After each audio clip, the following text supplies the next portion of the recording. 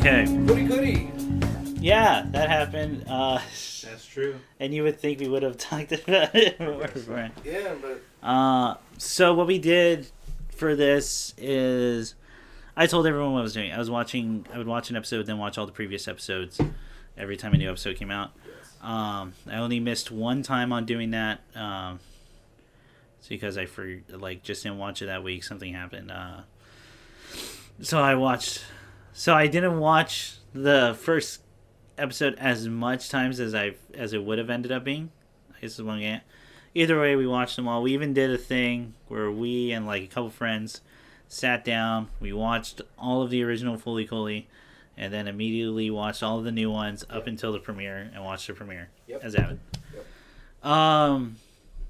So I'm gonna preface this personally by saying that we here probably consider Fully Cooley like as one of, if not the best anime we've ever watched. I agree. Easily. I agree. There's such a high standard we have because it's something I personally consider perfect, or near perfect. Yeah. And not even that, it's got it has this sort of hold on at least me in that it's influenced my way of thinking or my way of life in some sort of manner. And it's still one of the things I go back and rewatch because I know there's still stuff there. Still, thoughts that I want to, maybe what if I view it in this angle or this angle, will that change? Which is a sign of anything good. Plus, usually with any, just basic book analyzation or story analyzation, you try to approach it either, what is the title, why is the title a certain way, or why are the characters, and trying to analyze something, certain viewpoints or different methods results differently, and some have more fruit than others.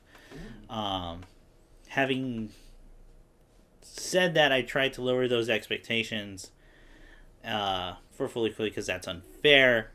Especially with it being over almost 2 decades. Yeah. Since the last one. Though this one hasn't been in production for 2 decades. This one was a fairly new one. Maybe 2 or 3 years. Yeah, I'd say 3 or so. And when most of the team was new because they wanted new faces, the same director was on it. Having said that, what do y'all think? Or anything else that you want to add on to preface? Okay. So my preface to this. I remember about 3 or 4 years ago, I was actually talking to Ian. And I was explaining to him that about Kazuya Tsurumaki, the director of Fully Cooley. I became a producer and actually worked as an advisor for a lot of animes that came out. For a lot. He was asked, do you have any new projects? And then people asked, what about Fully Cooley? And he said, well, I do. Well, I try to focus more on what I have on my plate right now, but I would like to go back to what I created. Yeah, so he had ideas. So I tried really hard before this not to get spoiled. Yeah. And to go in the way I did. You did a really good job, actually. Yeah. Up until a fucking YouTube ad. Was it the day of? It was the day before. The day before. It was just... Literally the day before Nick was going to watch all the episodes. Yeah. And... Virginal. For that premiere, Yeah. So usually I'm not personally one for rants or tirades. But the only thing I'll say is that I personally don't know if it's effective as a marketing for Funimation to cut scenes from the show and then say that's an ad. Yeah. And then not only that, it's actually the climax of the show. Yeah. Wait, that's the ad? What, the ad? They played a full scene uncut? Roller coaster scene. The roller coaster scene when she... Uncut? Fuck off, for 2 minutes. And I was just like, what is this? And that was a YouTube ad, and I was watching something completely different because I thought, well, I think it was Modern Rogue actually. Oh, okay. YouTube channel, On Adult Swim got like advertised on that. Yeah, and I was like, "What is this?" I don't like, and like, but I only saw like 4 like. And then immediately just shut off your computer. 4 seconds, 2 seconds of me realizing what I'm seeing, and then 2 seconds of, oh shoot, gotta shut this down. Right. Gotta uninstall, gotta turn my phone off. That's decent. That's a decent reaction. Yeah, that's a good time. So I kind of kicked myself a bit, but I couldn't have known. Yeah, you couldn't have known. You could not have known. I have not known, but I tried really hard because, like Chris said, in our own personal level, the show does mean a lot. It's the only thing we've done, like, it's the only show we've done full commentary for. Yeah. And that I bothered to divide up and, like, do all this stuff. And in fact, even then, I still want to do some more analyzation fully coolly and write something. Yeah. But that's the future. Yeah, so I do, so I kind of have my own personal journey with this one. Given that, like a lot of things I really liked, they were like kind of like gateways into like like new ideas or different people. Kind of like Hotline Miami introduced me to. Well, I hated electronic music at the time because there was a whole teenage thing of something's popular, so I can't like it. Right. So at the time, what was really popular was Daft Punk and Skrillex was coming out and Deadmau 5. Yeah. Electronic. So I thought that's all I thought it was. And then Hotline Miami 1 came out. And Daft Punk is and Daft Punk is still the only one that I go. I'm not. Exactly. It's not for me. I respect it. Yeah. But it's not for me. Yeah, same. Sadly, I feel that way. Same with Muse. Yeah. Muse? I understand that. Oh, okay. I understand that. Yeah, but super respect them. Good for them. Yeah. Don't listen to it. But yeah, same with Gorillaz, Hotline Miami. Pretty much anything that has just a multitude of people. Yeah. With just different ideas coming together, which I really liked.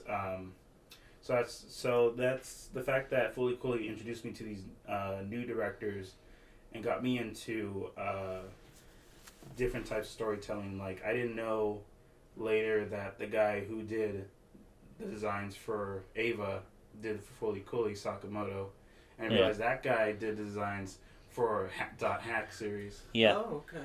So then that connection, then Imaishi with then Gurren Lagann, and then Yoshinari working on that, and then Uzumaki with Diebuster and Gunbuster. Mm-hmm. So it was just that kind of like kind of introduced me to new things and new ideas, which I'm completely thankful for. I honestly haven't. It's been a while since I personally seen a show that would do that to me, where it makes me go beyond that piece of media and then explore the subjects and ideas it presents. I want to know not just all the ideas that it's presenting in other forms. Yeah. I want to know who worked on this and to see everything they've done, because I need to know how it all got to this point. What kind of person could do this? Do this. What? No, not just what kind of person, because as much as we credit the director a lot because he also wrote stuff, it's the whole team. Who were these people? It was Gynex, Production IG, Broccoli. Yeah. That did such a very specific thing.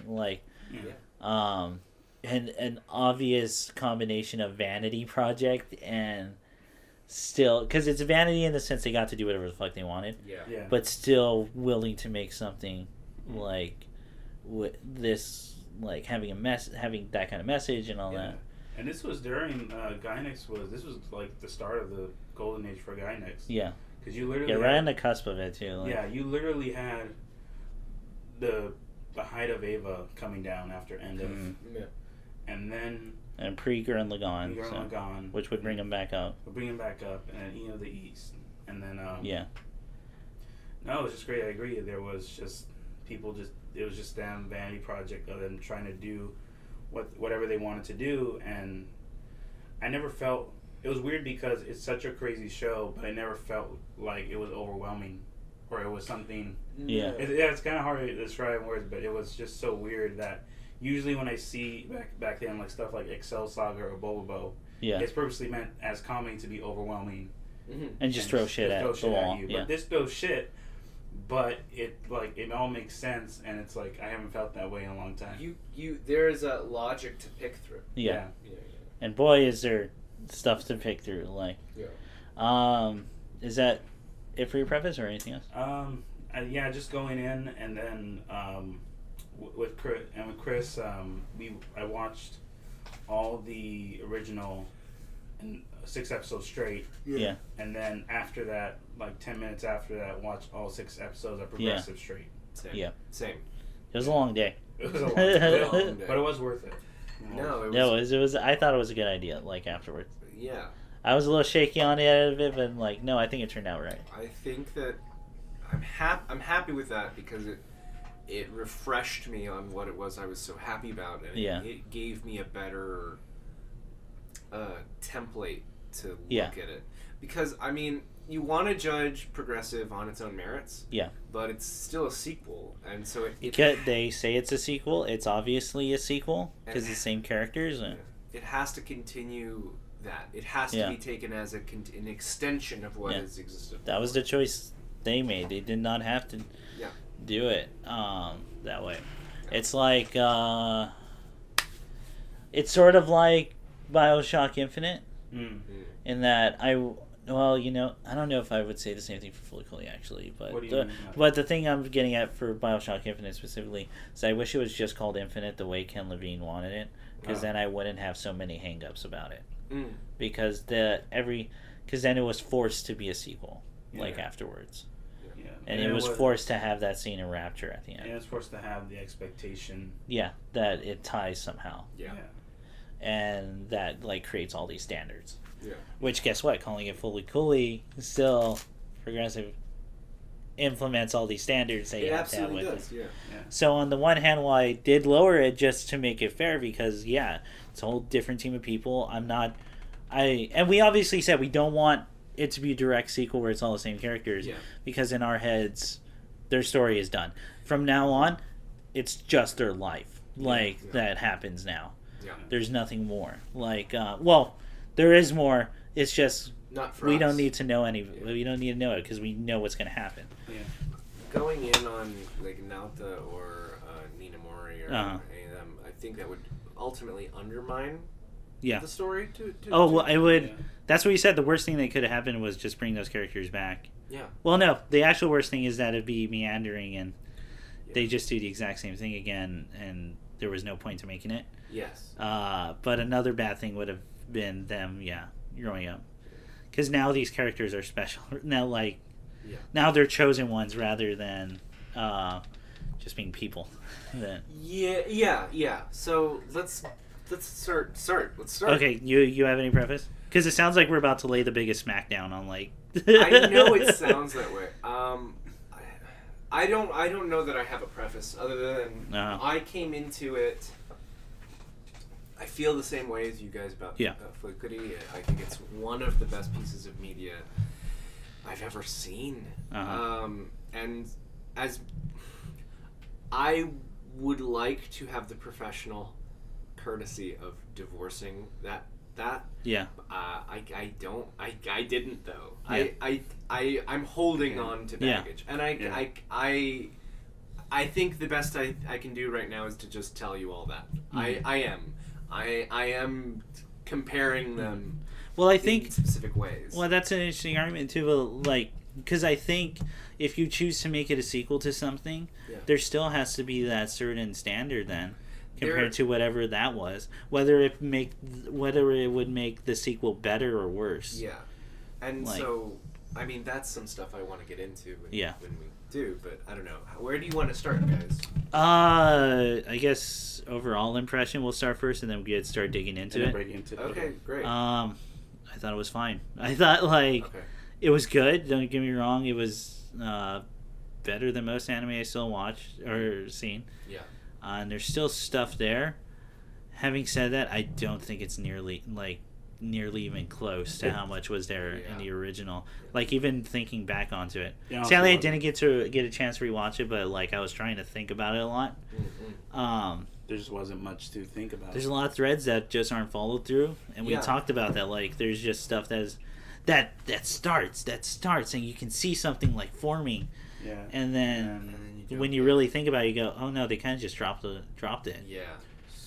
So okay. So for me, I thought overall, I thought it was just fine. Yeah. I personally didn't. And guess what? That sucks. Yeah. when it follows like what we consider master class. Like, yeah. So for me personally, I also thought it was just fine. mm-hmm. But the thing I personally, the thing that was kind of bugging me the most was the whole thing with characters. Because my biggest thing with Fully Cooley is that it showed how to treat even side characters, that they have their own life and that they have their own context. You're just catching glimpses of it. Yeah, glimpses. But there's something happening. Yeah, there's definitely stuff happening. Even with Naruto's friends, he's working part-time with his dad's job. Uh-huh. No one's helping him out at school. The thing I didn't like with 2, I generally did not like, was the way they did the friends. And that's what I was kind of getting at. There's stuff that starts that just isn't followed through. Yeah, which is stuff you see now.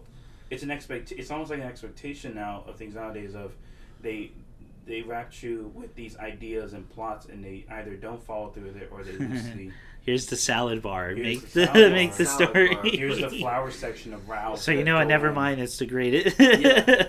Yeah. My overall impression was. Again, I felt it was good. Yeah. But that was not good enough. Yeah. It's so good is not good enough. Like for this, it was far less dense. It sure feels. Well, again, I'm saying it sure feels that way because maybe I'm just missing it. Yeah, maybe I'm just missing it. And that's how. And to be fair, that's how it started with Fully Cooley was the first one, but I didn't have this feeling. And again, maybe because there was nothing preface it, but I didn't have this feeling that I went, oh, I don't think there's any more. Like, yeah, I watched it, and even then I knew there was stuff that like I'll have to think about that. Yeah, like I knew there was something. And then it's once you follow those threads that you go, oh, there's a lot here. Yeah. There's like, these guys are geniuses. There's something crazy happened here. Like, I don't know if this is contradictory, but. Tell me if this resonates with you at all. It's, I felt like the show was paced quickly. Yeah, especially towards the end. And yet, there wasn't as much happening still. Yeah, right. It was moving much faster. There's a lot more action scenes. There's stuff happening. And I personally don't think. I'm not saying it's poorly animated, but. Because it's not. It's obviously well done. But it's definitely not as impactful as Fully Cooley. Like, especially, to be fair, we were watching the Blu-ray version, Blu-rays are notorious for being touched up after shows, so maybe it'll be touched up after. But rewatching Fully Cooley 1, like, a lot of the actual action and impacts happen have a lot more weight and impact and are a lot more hard-hitting. And just you can follow the motions of action rather than Haruko and Jinyu are literally flying through the sky, hitting, and there's not much happening. Well, that happened with Naruto at the end, remember? Yeah. But the difference was that, like you said, there's context to that. There's actual context, and it makes sense rather than because it looks cool. And I feel like Furikuri Classic. Mm-hmm. Was slow-paced and dense, whereas this felt fast-paced and sparse. Yeah, which is weird to say about Fully Cooley, because Fully Cooley literally is slow and then just crazy shit, and then slow, crazy, crazy. Yeah. Yeah, it works. It's weird. It works at its own pace. Yeah. And it never... when you watch Classic, it never feels the need to hurry things along. Yeah. It's doing what it's doing, and it'll get there when it gets there. Uh-huh. But, I don't know. So let's talk about that, then we can move on to other thoughts. Okay. Yeah. I don't want to jump around too much. So let's start with episode 1 then. Okay. We get introduced to, not Hinata. I keep calling her Hinata. Oh god, we're forgetting names. Shit. Oh shit. Yeah. It's not Hinata. Hanukkah. Oh, Hanukkah. No, it's not Hanukkah. I think it's Hanukkah. Hanukkah? Honoka. Like honkers from Dead or So what about this young lady? What about honker? So what do we know about her? What are the things we get? Let's do this because I was trying to hint at something when I started my preface, in that you go through analyzing his story. Yeah. Either like you can go through the characters, see what you can glean from that. You can go through the plot. You can go through the title. You can go through just action and what that does to the story.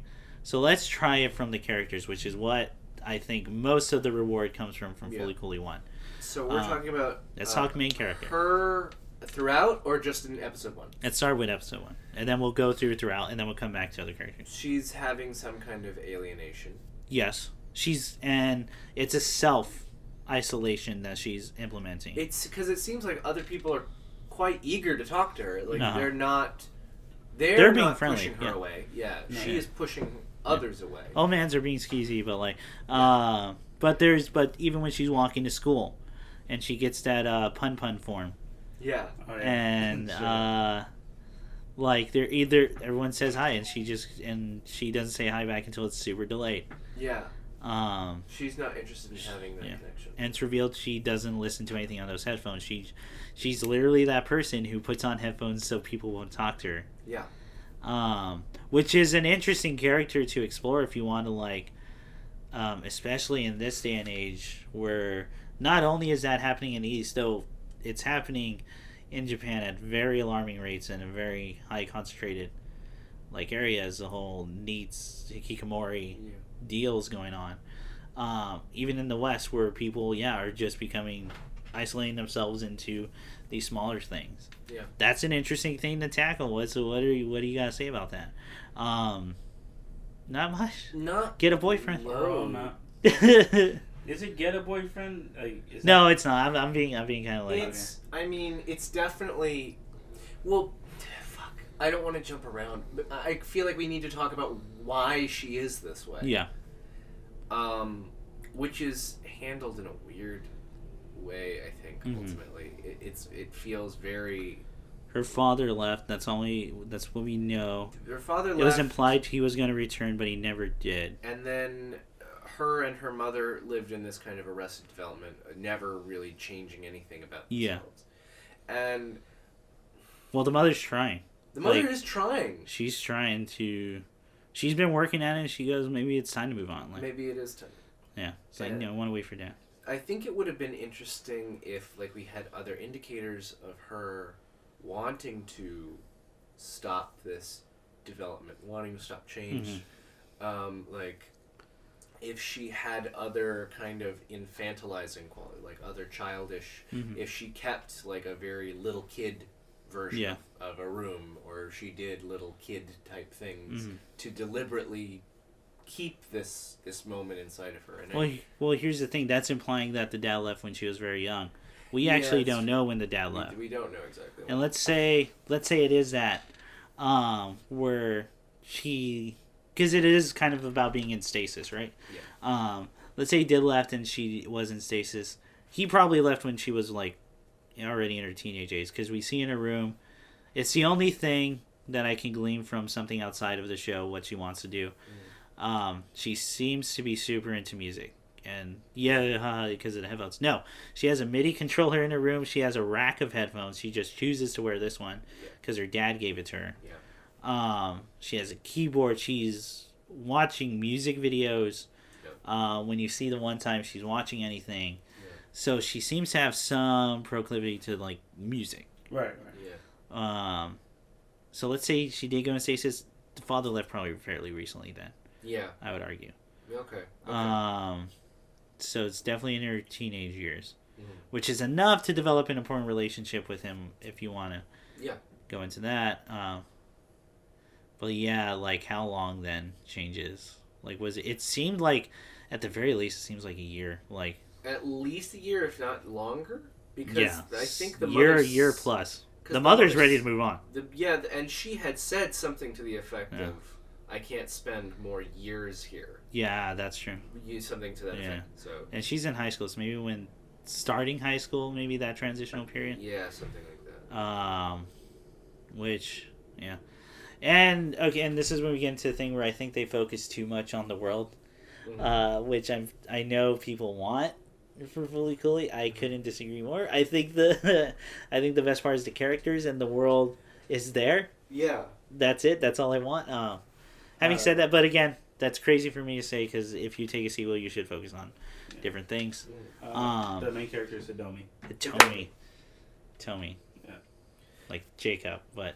Hidomi Jacob. Yes. So... What was I going to find? So... Yeah, we get the thing of there's a space colony. There's immigration. Yeah. Aliens are a thing. Aliens are a thing. We see the dog person. Oh, yeah, we did, yeah. Yeah. So, I know everyone kind of just puts it off because the style was like already different in that episode. Episode 5, you see the dog person at immigration. Oh, you did. And it's called Immigration, and it's an elevator connected to space. Yep. So obviously that going on. So it's weird That's because it. now That's all we know. It's weird because Alternative will tell us more. Alternative tells us more. Yeah, sure. No, I was gonna say the beginning's it's pretty much constructed like the first one, right? Yeah. It's probably the closest to the first one. They have the exact same binocular shot as Furikuri 1. Yeah. Wherein the new character, who's the maid, is watching through binoculars, Hitomi and her friends. And that's our cue that this is another Hadako-esque person. And we're not wrong because it's a part of Haruka. It's part of Hadako. Because there's a... One could argue this show is like, I can see the argument being made for this show is more about Haruka.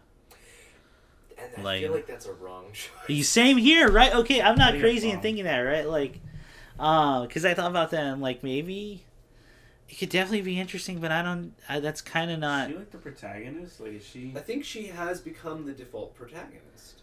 I think sucks because she is still not the main character. I hate the argument of side character is the main character of the story. No, they chose that main character to be the main character. They're just choosing to show more of this character as well. Yeah. And that's a specific choice they're making. Yeah. That doesn't change who the main character is. Like, even so, like one of the most recent examples I can think of is Avengers: Infinity War, where Thanos is the main character. That's because he is. Like that story, it's reverse. It's a hero's journey, and they wrote him specifically that way. Yeah. Because who else would be the main character? Right. Is it Chris Evans? No, it's not Chris Evans not because Tony, because he doesn't show up till later in the movie. Yeah. Is it Tony Stark? Maybe, but he's gone for a lot of scenes, and it's the rest of the characters. Yeah. Anyway, that's my. I won't get too much on that, Terry, because I hear people say that a lot. I don't agree with that sentiment. Not really. I was just throwing it out there because of just how the way it was framed. Yeah, but there is a lot given to Haruka. Yeah, I agree. I think that... Well, so here's what it is. Hadako is clearly the through line that is connecting all of this. This is the toothpick in the sandwich. Mm-hmm. Mm-hmm. It's Haruka... Atomisk, Medical Mechanica. Yeah. They're the 3 through lines. Like. But the story, they should be the B plot or the C plot. Yeah. We should be focusing on kids having...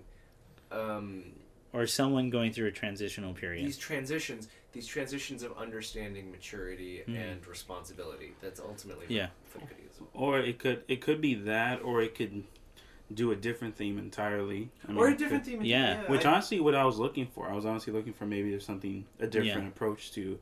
If it was growing up, maybe a different approach, maybe a different message. Yeah. Or a different aspect of growing up. Yeah. You know what I would love? I've always the first time I ever heard this idea was from Pat from Super Best Friends in regards to Persona.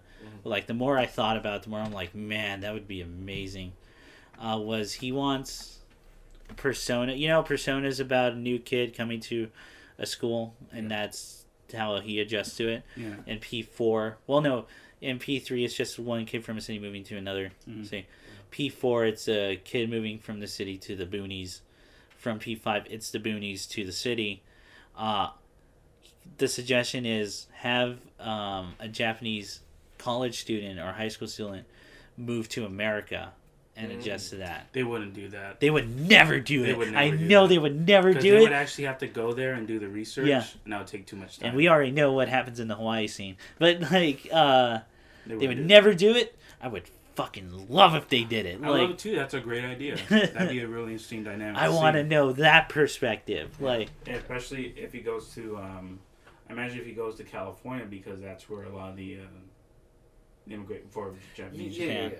So it'd be the accusation. But if you went and moved somewhere like maybe Midwest or, oh my God, it'd be a different dynamic. Because in general, there's a different culture dynamic. Absolutely. In every aspect, yeah. But anyway, this seems like a tangent. But what I'm getting at is like any sort of transitional thing for Fully Cooley would have been great. Like, it doesn't have to be necessarily coming of age, but the person has to be going through something and changing. That's again if we want to focus on characters or something like that, which is what we think the strong point of Fully Cooley was. I think I said this early on, and it's just become worse and worse the more I think about. So I think it's episode 1, or possibly 2. It's 1 or 2. But I'll be honest, like rewatching those, 1 and 2 kind of blend in together for me. And at first I thought maybe because I'm watching those the most technically, but no. Once you get into later stuff, I think episode 4 and 5 differentiate themselves so much from each other. 3 a little bit more, but 4 and 5. I really think. Yeah, the art styles were really interesting. Yeah. For 5, yeah. 5 particularly I liked. They didn't do the thing with guest animators for little segments. Yeah. Of course, this didn't seem like the big fun project that Fully Cooley was. No. At the time, where they got friends. Yeah. Well, the producer for 2 was the director for Psycho-Pass. Really? Okay, I didn't know that. So yeah, that explains a little bit. Well, you've watched Psycho-Pass. I haven't watched Psycho-Pass. I've heard you talk about it. That's the one. I saw some of it. That's the one where don't think of a crime, or else they'll arrest you. Think of doing a crime, they'll arrest you. See, and that's a cool premise because that. Here we go, and there we go. A great idea in the beginning, and then cannot execute it or loose ends. That's why I stopped watching it. Because this guy is so notorious for it. I can't. Is it the Gantz problem? No, see, Gantz is like... Okay, we talked about derailing off the tracks, right? Yeah. The tracks. Gantz is derailing off the tracks, going into space, and trying to convince people you're still on the tracks. Okay. Gantz is nuts, man. Oh my god! In terms of narrative, the worst part is it's a dumb action manga that tries to convince the reader. That tries really hard to convince the reader that it's serious. Yeah, it should be taken seriously, and that the main character is cool. Is cool. Or even though he is literally one of the shittiest people I've seen in especially at the beginning. He does have some growth, but it's the whole. He's like, you remember Kanye's speech in TMZ? You know, he jumped topics every 2 sentences. Yeah. Imagine that for 80 volumes. Gosh, I'm serious. That's how bad it gets. Okay. But I'm sorry. Sorry about that. But so I didn't know that. But that's interesting. Director of Psycho-Pass is a producer for 2, and he did direct 1 episode. I forgot which one. Which we're gonna find out is the ones we like. Ooh, yeah. Yeah. So let's keep going back to Hitomi. Okay. So that's what we can glean from her past and what she's kind of going through right now. Yeah. She wants to stay in their world, hoping that she's holding on to her father rather than being proactive in her life and trying to cause her own change. Yeah. It's like the opposite of Hey Arnold. Yeah. Well, she's the opposite of Naota. Did that too. Naota wants very much to be so far from what his brother and Standard are. Yeah, and he's performing a form of adulthood. Yeah. And she is... I would read it as she's performing a kind of... if not making herself more childish, certainly resisting development, at least. So if she's not going backwards, she's just refusing to move forward. Yeah. So in that way, she's the opposite of Naota, you could say. You think this idea literally just popped into my head because I had a friend tell me we were having a discussion and she went, "You ever do just talking about embarrassing shit?" And when she was like, "You ever do anything where you where you did that embarrassing thing where you reenact something from or you acted a certain way because you saw it on TV or anime, and I forgot what my answer was. I'm sure I had plenty, but I used to do that thing that anime protagonists do when they're trying to look cool in school, where they just stare out the window with their hand, like fingers curled up, holding their chin. Yeah. Stare on, like, look mysterious and all. So that's what Hitomi's first scene reminds me of, is that conversation. So could we argue? Well, is there something there? If I go on with the thoughts of maybe they're trying to address that sort of protagonist, or how people go about that protagonist, and while it's silent but cool, but really, yes, there's stuff going on, but that's not them acting that way is not what makes them interesting. And then the counter argument for, well, what do you want them to be the opposite, is what we find Hitomi actually being when the headphones drill in, and you go, no, you actually don't want that either. Like, that's super annoying. And they're actually, again, there's something there, but that's not what makes them interesting. It's like what their problem they're actually going through with. Do you think there's something there? Because I'm not sure if that holds up that much. Do I think if something's there? I think that it goes for you too, Nick. Oh yeah, I'm thinking. Dang. Oh, okay, sorry. I think that I do think that Hitomi. How do I want to put that? Gosh, you'll have to edit this. Okay. That's fine. I think that Hitomi as a character. We're literally working out the thoughts, like, as we're training. Right now, yeah. She. I think of her and the young man, both as being performative. Yeah. And that ultimately. Yeah, there's a running theme here of performance versus you actually are. In fact, the whole second episode is about that with the friend. But I do think The Boys is more blatant. Like, it's more obvious. It's much They more tell obvious. you. They tell you. Literally, a character explains to you. And it's so weird, right? Like, he's not really like that. He just yeah. Well, how do you know? Wait, he's getting whipped? We gotta talk about that talk too. about that? You want to talk about that now? Let's talk about that. Yeah, the slums that are in. The slums whipping people. Here's the thing. That I think was one of the worst things in the show. Really? Okay, go. Why? It was just so. Because at first I liked it. Oh, but okay. But I was at first, and it turned. And I will say later on, I went, no, I don't think. Because they don't do anything with it is my thing, but yeah. What's yours? My thing is that it's such a caricatured idea of what poverty is. It kind of is. It really takes me out, because like, yeah. what if that we had something with Mamimi, who's a poor person in the previous year, like, and you found out that Mamimi is like, I don't know, in some kind of cartoonish sweatshop. Yeah. That would I feel like that would undermine all the work that we had put into empathizing with her as a character. That she's literally a part of a slave driver's, like, a man standing on a car pulled by 12 guys with a whip is just so cartoonish and serves no purpose other than to show you, like, this is an unimaginable hell. Mm-hmm. Yeah, so what I will say about that is that the exaggeration in the first one, it didn't get to this level. Yeah. In that, weird, right? It didn't break, and that the exaggeration was at the expense of characters reacting. Yes. To situations, not the situation itself. Yes. Wow. No, that's like super succinct. Like, I completely agree with you. Yeah. So, but the thing with Hidomi is that. Way to nail it on the head, man. Like, that's like, holy shit. I'm tired. Okay. No, the thing with Hidomi is that they are playing. I think. Well, of course they both are. I mean, if you're at that age and you're getting exposed and you're absorbing information, of course you would be to an extent. Yeah.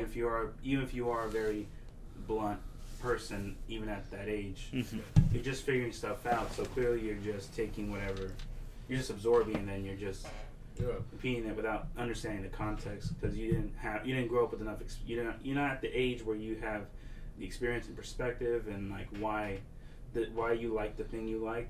Right. Like you haven't taken the time yet to like internalize yourself. Mm-hmm. Mm-hmm. So with Hidomi, I do think that, again, like what Ian said, there were a lot of exaggerated stuff and things that just were too loose that I didn't like, and I wouldn't. I don't want to compare it to one, but I can't because it's a sequel. It's a sequel, and they say it's a sequel, and in fact, the Haruko. It's tough. It really is. Yeah, because I wouldn't be talking this much about it if I didn't care and want it to be great. Oh yeah. But the fact that and then the way, okay, so that's first episode, and then second episode. Well, hang on. Can I say on the pirate scene real quick? Yeah. Because like I want to say what I think they're trying to do too is also again world build with Medical Mechanicas. Because part of me think that's definitely got to be something to do with that. Okay. Because what's the only other company that we know of that like has to be doing something with that? Yeah. Also, I wanted to get into... Sorry, before we get into the second episode, Nick. Yeah. Unless, what were you going to say, just in case it was shorter? Before we open up episode 2. No, I was going to say for that... Oh, shit, no, that is all part of episode 2. Never mind, go ahead. Yeah. No, I was going to say, I just... I'm with Ian, I just didn't like that scene. Okay. It was After a while. It was real. I was a bit much that. I remember he was trying to sell it, and there's like the Yakuza looking and the... Yeah, that dude who's speaking Japanese and then... Yeah, so I thought that was going to be something. Yeah. Like, I thought they were going to start talking about, like, maybe miscommunication or different worlds, colliding, and that's the only scene, and it's all for a punchline. Yeah, I was like, wait, why is he speaking Japanese? Wait, what? How is this working? I think it's literally just to make him sound cold and, like, more, like, villain-esque. Okay. Yeah, maybe. Just more hateful. It was a weird choice. However, I will say him getting his ass beat after doing the cool anime pro tag thing. Oh yeah, I thought was a good punchline. It was a good punchline. It worked. It worked great. Yeah. But that brings me to a point where one of our friends said this after watching the whole thing with us, where he said, for Fully Cooley, the original being what it was and kind of like out there with its comedy, Fully Cooley Progressive seems like it focused a lot more on jokes too. Like just straight jokes. Yeah. And while there's nothing necessarily wrong with that, it's weird for if that's how you feel after watching Fully Cooley, that's kind of weird because Fully Cooley 1 is kind of, again, goes out there like for some jokes. We have one where it cuts to a bus implying they're all actors for a punchline. Yeah. And that's there's nothing more to it other than that's literally just to make a joke. Like, yeah, they kind of go out of their way sometimes. Like, it's weird. Yeah. Like, it's so weird to complain that it was fun. Yeah, like, it's a weird thing. It is weird, yeah. Okay. So, I mean, people love it. That's cool. Yeah, that's great. It's great. I don't. Here's why my opinion's right. No, I'm never gonna try to say, hey, your opinion is wrong. We're just trying to give ours, right? Yeah, of course. There's just a lot to unpack. No, sure. I'm gonna jump character. Okay. I'm gonna talk about the young silver-haired girl. The rent-a-girlfriend.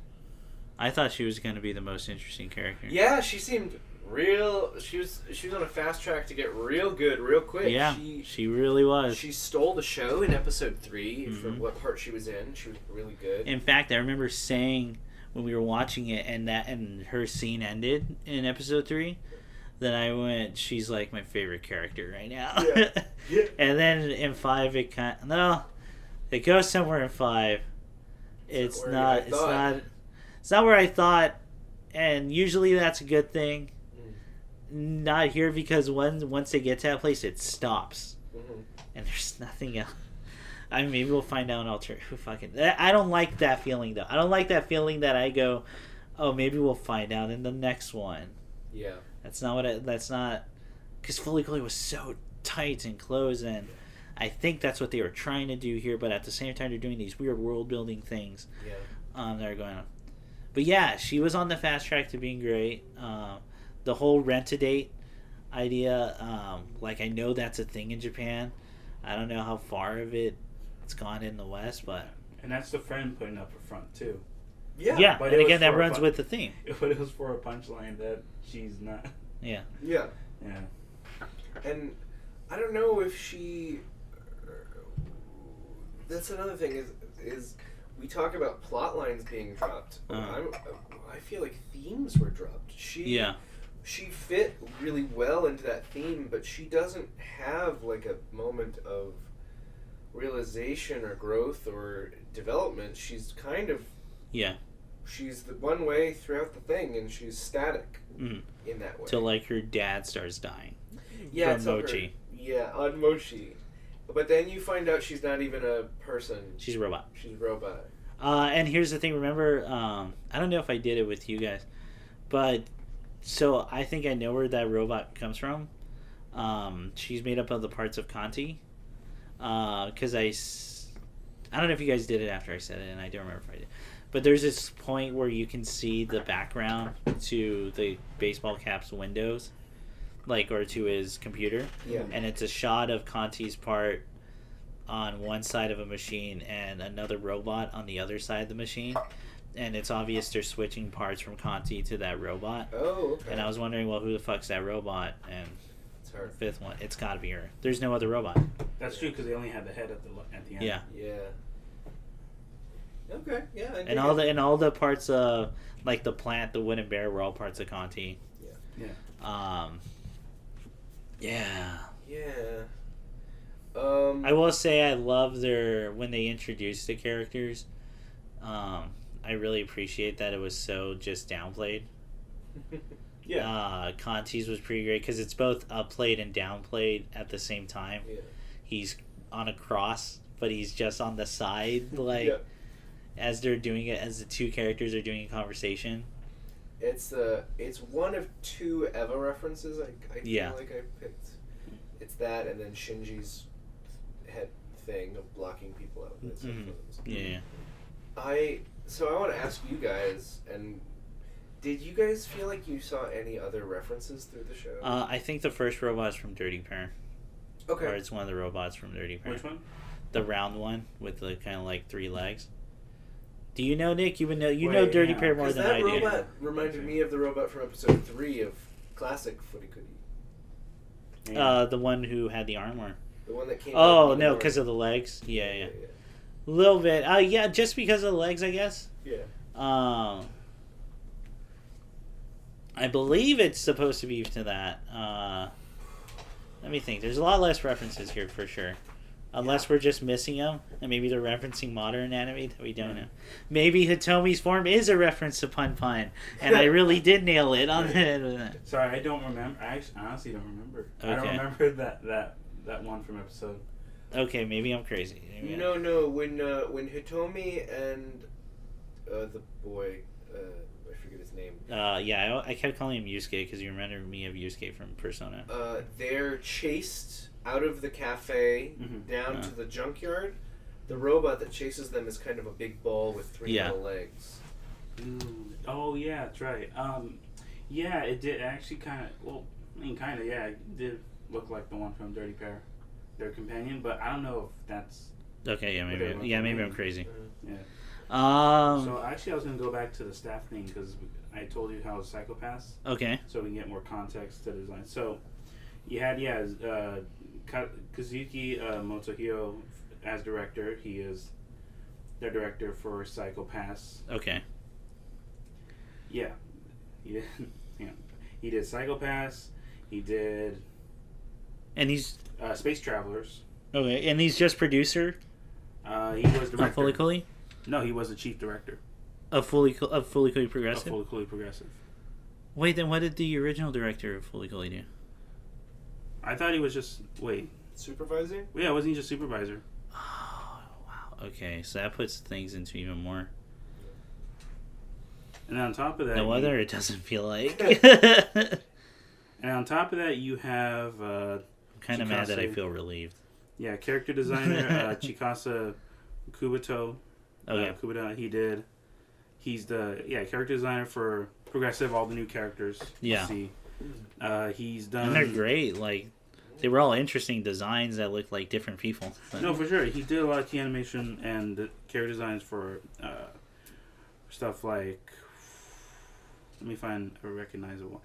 Attack on Titan. He did a lot of Blue Dragon, the Digimon Express, and Tamers. He did Tamers. He's character designer.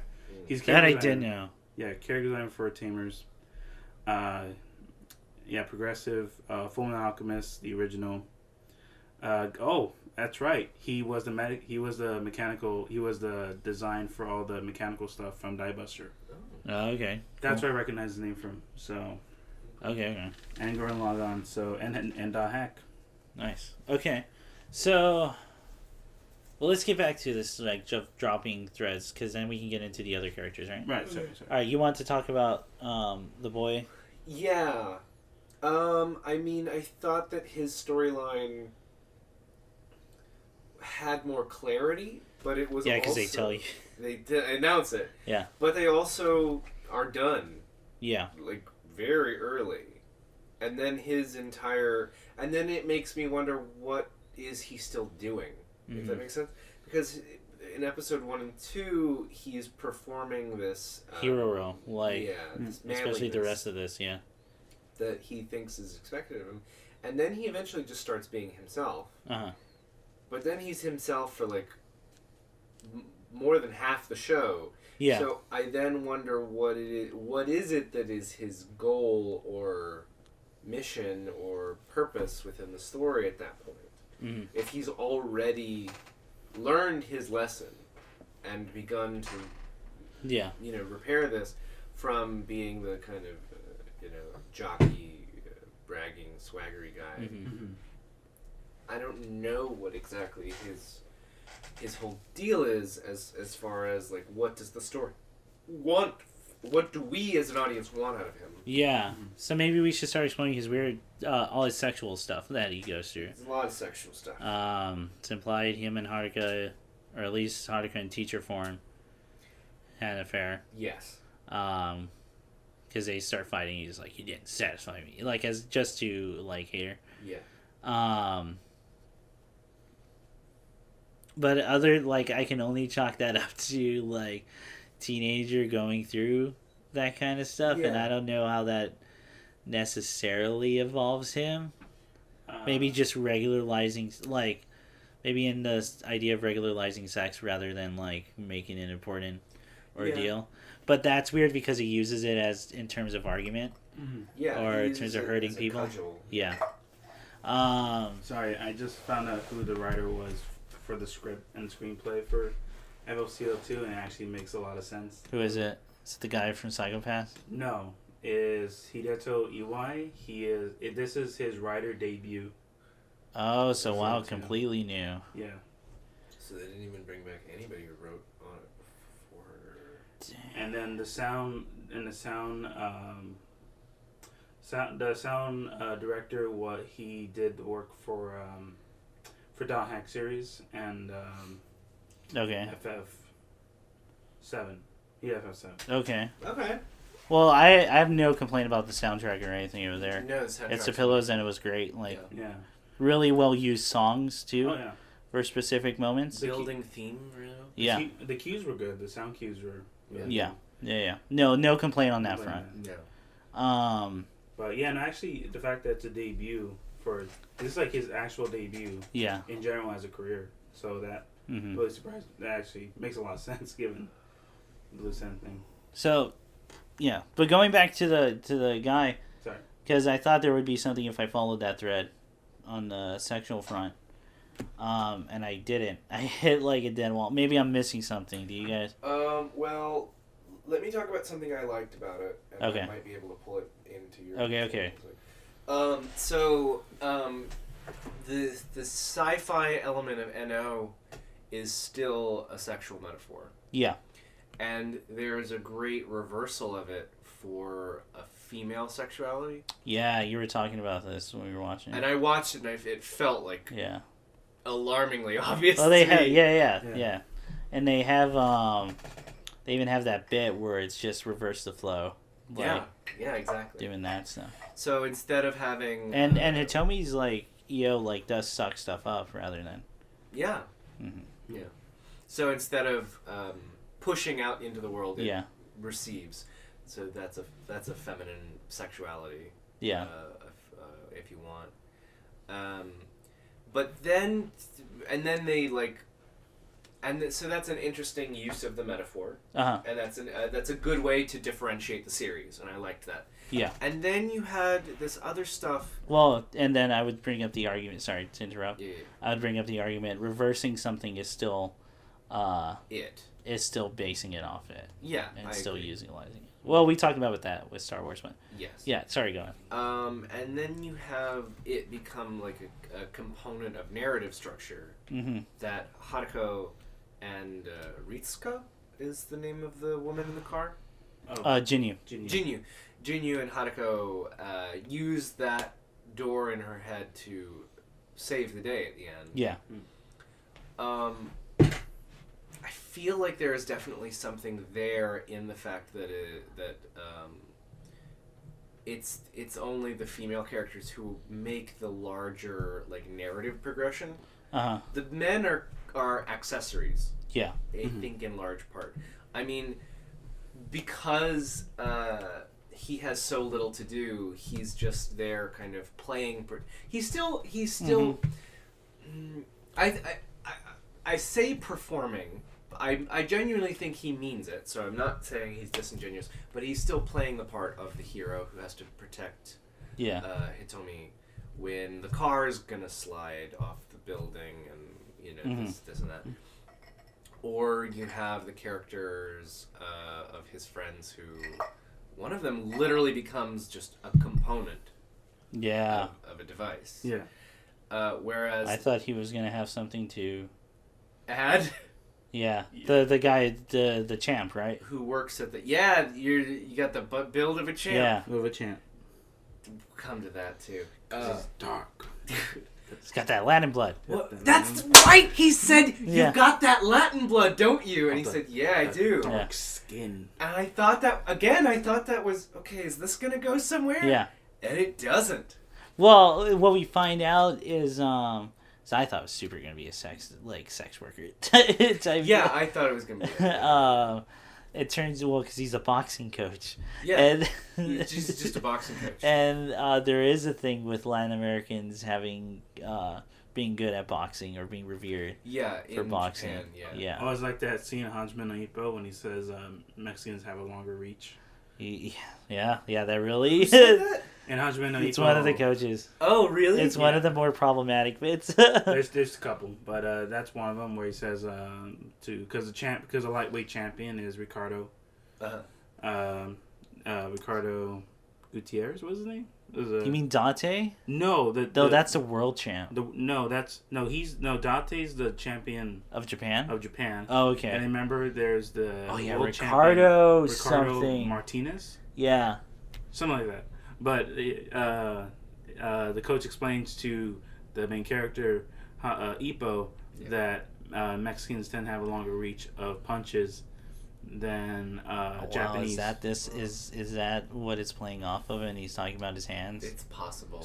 Yeah, it's possible. So it's a boxing stereotype, especially in Japan. It's a boxing stereotype. Same with when he says when he faces his first half Japanese, half black opponent, and he says that black people are naturally stronger than the Japanese. Yeah, is that really a line? That's really a line. It's a line, yeah. So yeah, I don't know. That could be a reference to that. Yeah, maybe. But what was I talking about? But like after that, what's his deal? Well, he falls in love with. He develops a thing for Hitomi once she goes into the cutesy bit. Yeah. Which is weird because I don't know. Maybe I was getting the feeling when especially in that first conversation with him, where they're talking about gender, and he's kind of like uncomfortable with his friend who's just done with gender. Yeah. Or no, he's not that friend, but just the whole argument in general. Right. I thought it was going to be, maybe we're getting like an asexual perspective. Yeah. Here. But it turns out I think he's more just suppressive of the feelings. I think, yeah. That's what it seems to be. That's what I was getting more. And it wasn't until Hitomi started acting like cutesy anime, off the wall, look how quirky I am, I draw on windows. Yeah. Type deal. Which is all supposed to be played of, like, no, you don't actually want this. He wants it. Like, yeah. And then they don't. And then his They last, don't. and then his last scene is him riding a cart. Like, yeah, I feel like this show does. We could boil down a lot of this discussion too. It was really good, and then they don't. and then they don't. And then they don't. Oh, like the giant amusement park that turns into And a robot. Yeah. And it fights the mochi for a little bit. Uh-huh. And then they don't. That's Well, and then the mochi wins. Then the mochi wins, And then they solve the rest of the. How did you guys both feel tonally about? Because I thought they were actually murdering people. I thought so too. Yeah, weren't they? It was a moment I went, oh no, now they're going all into world building, and this is the thing. Yeah. And then, like, it all becomes fine after they fix it. So I want to draw a parallel between episode 1 and 2 and episode 6. Okay. So, the mochi is the apocalypse. Obviously. That might be an end of ever. They could. Oh, that they all become one blob. Yeah. That could be another Eva reference. Just a giant rig. But do you guys feel like It was necessary? it was? Well, no. What I was gonna ask was, do you guys feel like? Gosh, I lost my train of thought. And you guys don't see it. Ian looks tired every time he is trying to pull stuff out. It's tough. Like I feel And it's like not we're the reaching exciting so much. tired. It's the I'm disappointed tired. I'm disappointed in myself. Well, no, it's just like it's kind of like you feel like you have to reach. Yeah. Well, and not bearing any fruit, honestly.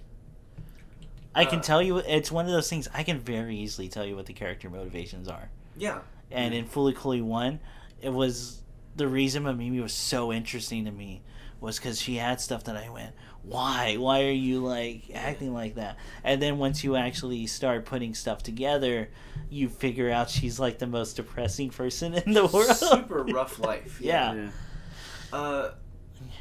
And here I'm like, no, I can easily tell you. I can.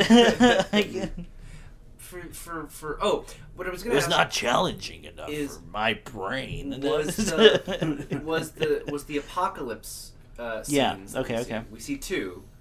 One is a zombie apocalypse, and the other is just Yes. Hitomi The dream sequences, which I having haven't touched. herself rot away into nothing. Is that, which I fucking hope not, is that just foreshadowing? Which I feel like it's gotta be more. No, I think they're dream sequences. What are we seeing of Hitomi there? Hidomi? So yeah, this is where the actual, I think, parts of where we have to put our brains together and try to figure out. Yeah. I think that they are dream sequences that are just supposed to reflect of the turmoil going on with her. Yeah. And I think they're done that to be a little artsy. But there's stuff like the rotting away, right? Which is, I think, supposed to be her internally telling herself, I can't keep closing myself off. I'm just gonna Sit here and rot. That's why she has that voice in the dream sequences where she's like, oh, what would be the most appeasing thing? This anime girl thing seems to be working, and I want them to devour me. And which I think is more than just a sexual metaphor, even though they're sexualizing it in that she wants to feel something. She wants to have a connection. She wants to feel anything with someone, which is that's definitely something going on there. As for that, I think they kind of just go off it a little bit. Well, if we're going back into devouring, that's why I can't believe I keep forgetting his name. The hero man. Goes from zombie to looking like himself at the end of the dream sequence, and she starts turning back to the character we know. And there's stuff like Jinyu. I imagine that was just all the little voices of her nagging, of Jinyu nagging her. I don't know what to do.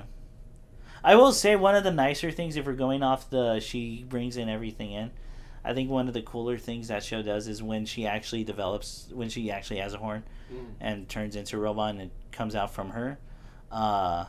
It's the only time people say, oh no, you look good like that, because she's actually doing something. She's contributing something. Yeah. She's not just taking the world and she's giving back, or. But then that becomes a weird thing. Like, is the metaphor then put out a baby and try to? Oh, see, and I went another way with it. Is I always felt I hope not. I thought the metaphor was it's a masculine thing. Ooh.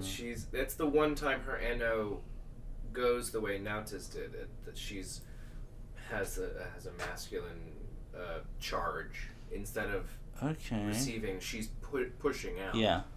If that makes sense, but what the fuck that means, I don't have a deeper thought on necessarily. Okay. But So that's why I think that the line of no, she's contributing something to the world and developing her own agency. Yeah. I think works a little better because I think there's more. Explain why she fights as the robot and like Hyper Conti, as I called it. I don't even know. Mm-hmm. Yeah.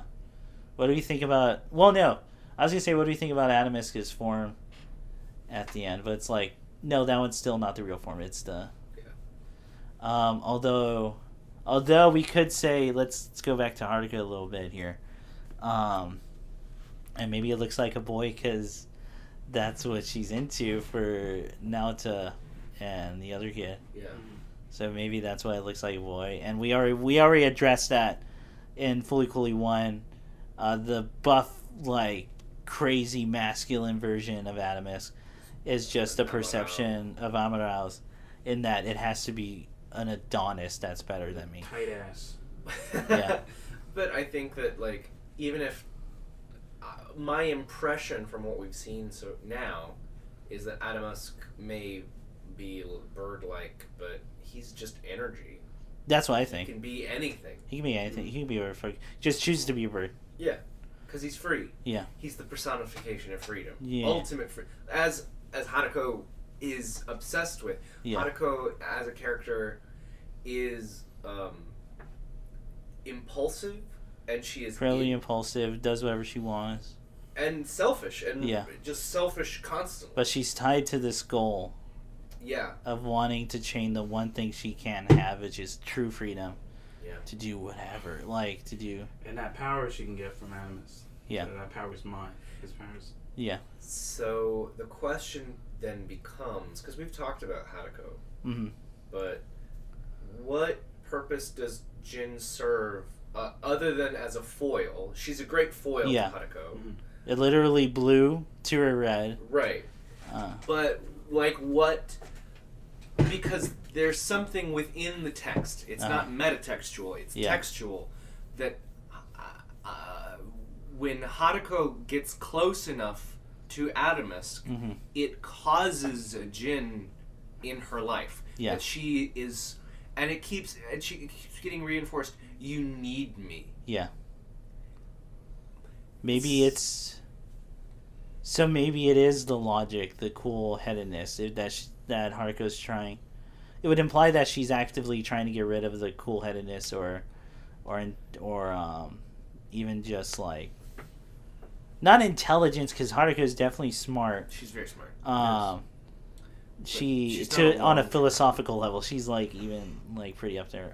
She does not do long-term anything. No, and she wants to get rid of that because maybe she views that as chaining yourself. Any kind of commitment. Yes, any commitment. So commitment then.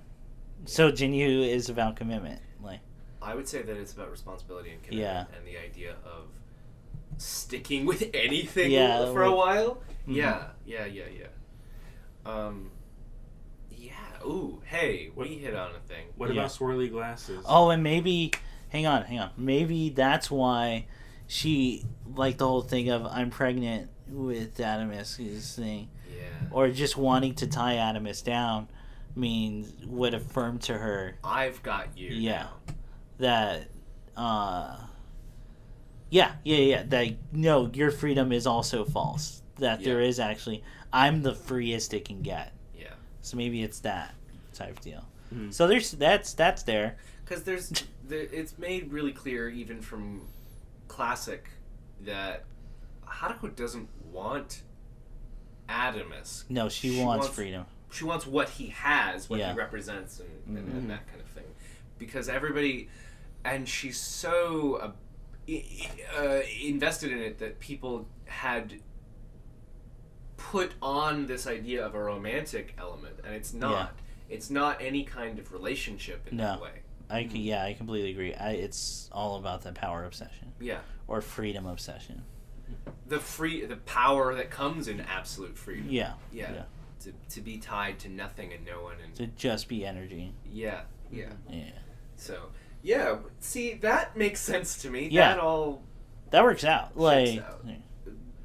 And we said there's stuff there in Progressive. Yeah. It's just a lot of it doesn't go as much as we. Yeah, and a lot of it probably shouldn't have been centered on Haruko. Yeah. Haruko should have, not been the No. center of things. No, yeah, I completely agree. What was your thing about squiggly glasses? Yeah, what's your deal? Great question. Wait, which one's Swirly? The only swirly glasses. The teacher? Yeah, the porn. Well, that's her in disguise. Yeah, it's just her. Oh, it's her in disguise. Yeah, it's just Haruko. Well, we get that scene that it's implied she forgot. brainwashed everyone. A classroom of people. Yeah. Who's the best teacher? Yeah! You look to be an adult. Here's your yearbook. I will say that's the last speech with her in the first episode. Kudos to the voice actress. I always forget her name, but her performance on that, fucking bravo! Like, it was great. Going from the ins and outs and slowly becoming crazier and losing it. It's so much control. Yeah. Demonstrated. It's fantastic, and I do love the. What about me? You don't have to go. I already know.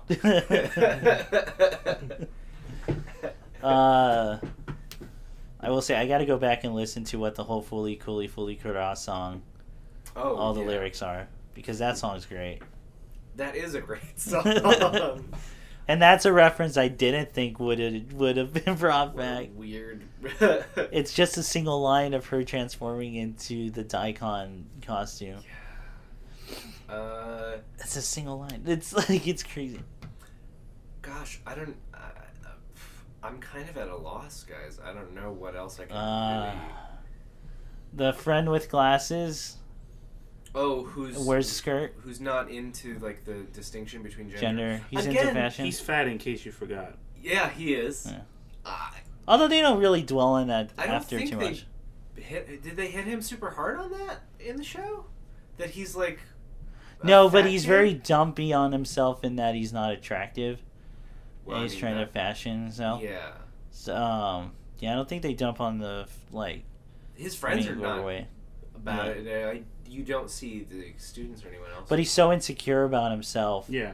That he hires someone to be his date or to pretend to be his date. Yes, there's so much there. There's so much that could be there. I know. It's one of those where it's like episode 3. I went, finally. Let's like what? What are you gonna tell me here? This is interesting. Because again, just alone in a show that's where sex is such a part of it, and finding identity in that sexuality. We were finally gonna get something that wasn't like. I thought we were getting non-binary stuff. Yeah. Again, I thought the guy was like asexual, at first. And then they didn't. Yeah. And, then they didn't. And then to have a character who is so clearly uncomfortable in their own skin, calling so much attention to themselves at the same time as I guess as a kind of double bluff is what comes to my mind, because he several times says that he doesn't like himself and that he's insecure and this and that. But at the same time, he takes the most drastic, like, outward change you can make, and having like gender neutral skirt. Yeah. And there has to be some nugget there. There has to be some connection between those two things. Because it's such a specific choice that I haven't seen in an anime yet.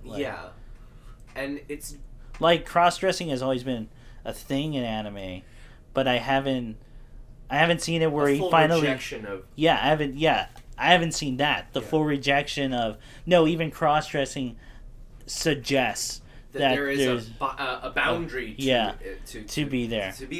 There isn't one. It's all bullshit. Just wear whatever the fuck you want. Exactly. So cool. Yeah. Now build. Yeah, now build. give me something.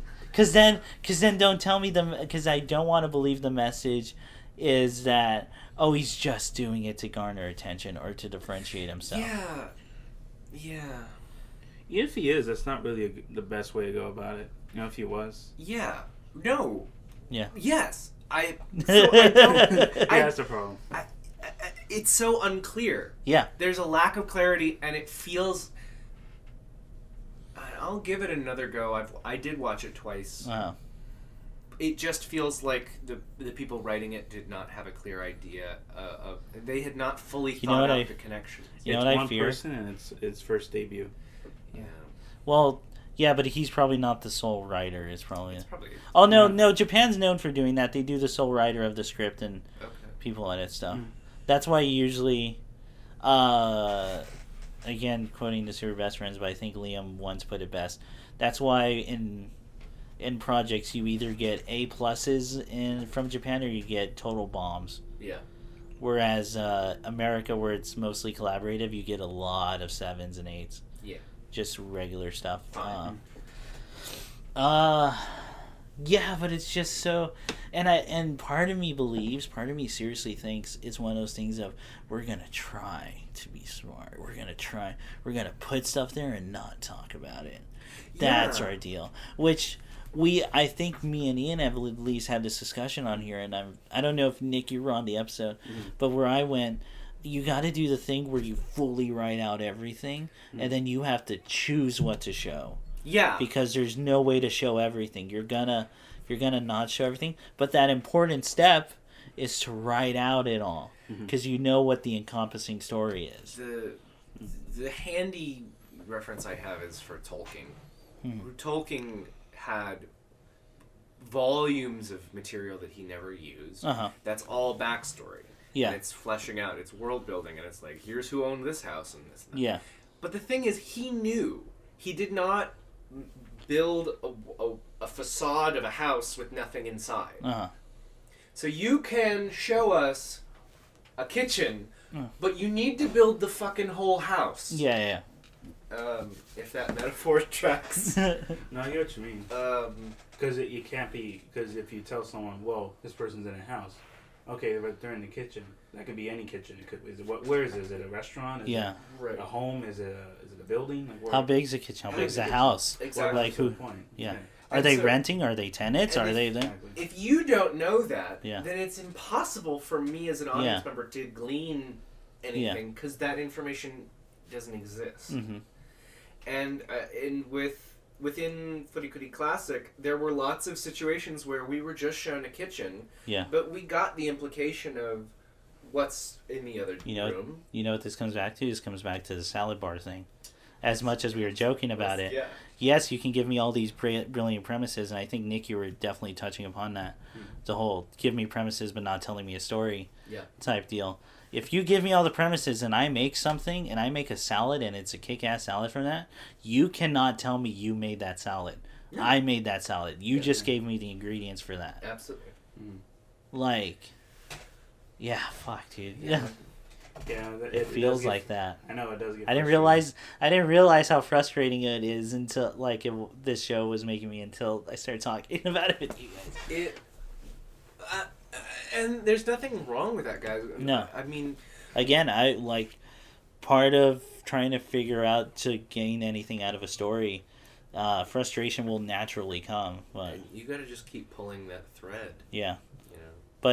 But the difference is, with Fully Cooley, we sense that there's a ton of thread to go through. Oh.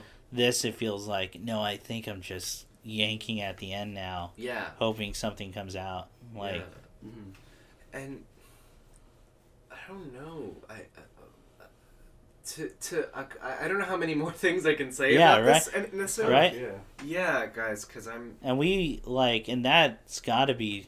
To be fair, we haven't spent years with this as we did with the other one, but isn't it telling that we have to struggle to get all that for the entire series, whereas we did full commentaries, and still we went over the time, and still we went and I just prefaced this with going, I don't think I said everything either. I think I need to go back, like. And then we did go back and we saw more things, new things. Yeah. I'm even still experimenting with stuff. There was a moment where I suggest, hey, is Naoto just telling this all from the interrogation that he's giving? Those first 4 episodes? Yeah. And then we listen to him, and then no, he still gives narration at the end. Yeah. So no, it's not that. But I'm still willing to experiment with that show and see where threads get me. Yeah. But this, I'm like, I'll watch it again, man, but I think it's a fun ride. Yeah. It's fine, but it's not pulling me like it. For open to the floor, what episode of series 2 did you think was the strongest? I already said it's either 4 or 5. 5 just purely animation standpoint too. Yeah, honestly, which 4 is the episode with. What was 4? Which one was 4? Was where she gets the drill and then she acts all. Yeah. Yeah. Okay, yeah. So she gets drill, and then there's the one where it changes. Mm-hmm. Yeah, those 2. To be honest, those 2 I remember more. Okay. Mm-hmm. Yeah. 5 is just kind of just action for most of the part. Yeah. So yeah. I'd say 5 is pretty great. 4 is pretty good, and I think the ending of 2 is actually some of my favorite stuff in the show. Yeah. To be fair. Yeah. But overall, I'm gonna have to say 4 and 5. Yeah. I think the first 2 are weakest. Yeah. Well, I just said they kind of blend together. Yeah. Like. Yeah, I honestly get what happens in 1 and 2. Actually, part of me would argue 5 is the weakest because I think that's like the littlest substance, but. Mm-hmm. Because and that goes to my thing. They did that thing differently where every episode in the original Fully Cooley, there's a big time skip. Sometimes up to like a month. Yeah. Like between every episode. So bunch of stuff would happen and like you just don't know. You gotta whatever the connection was now you kinda just figure out or infer. That one, it was so, and I think I said it was so jarring to me that the last episode of Fully Cooley starts exactly where episode 4 leaves off. Yeah. And that was so jarring for me. And I get, but in a sense, like the way episode 4 ends, how would you do the time skip? Yeah. Mm-hmm. Other than saying the fight happened and here's what had happened. Yeah. Or the fight didn't happen. Why didn't it happen? Yeah. So maybe that's them writing themselves into a corner a bit, but I don't know. Yeah. What else can I say? Looking forward to 3. Yeah, I'm looking forward to Alternative because it's a totally different take. It seems. Yeah. Do you want me to tell you what the only premise I know about Alternative is, or do you guys want to go by cold? I want to be fresh. All right, then I'll shut up. Okay, cool. Okay, yeah. So that will do it. Again, the show is not bad. I'm not saying it's bad. No, neither. However, I was disappointed, and that sucks. And I don't think it's nearly like as good as the first one. Yeah. I think it's fine. Yeah, and again, didn't we say last time it being fine was the worst thing that could happen? Yeah, I think we had said that. It would be better if it was either a train wreck or amazing. Yeah. You either want a 0 or a 10, you don't want a 5. And god damn it, if it's not a 5 or a 6, yeah. What a dark timeline. The dark timeline. I mean, here's hoping Alternative's better. Yeah. We'll see who's behind that because those things are too close together that I think that it will be the same team. Because that thing comes out in like September or like October. I think it's the beginning of September. Yeah. I doubt it's the same team, but we'll see. We'll find out. Okay. All right.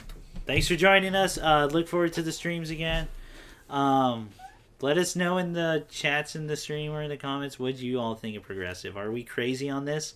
Are we missing something? Are we all God, wrong? I hope so. I like. Me too. I want. Yeah, I'd like to be proven wrong. Hell yeah! If you got a bunch of arguments and evidence, man, let me know, and I will go through it later. Wait. Psychopath sucks. Hot takes here. So you're really sleeping over? Well, we already called. Oh, your father did. Man is only considerate at times like this. But we wouldn't tell anyone at school about this, right?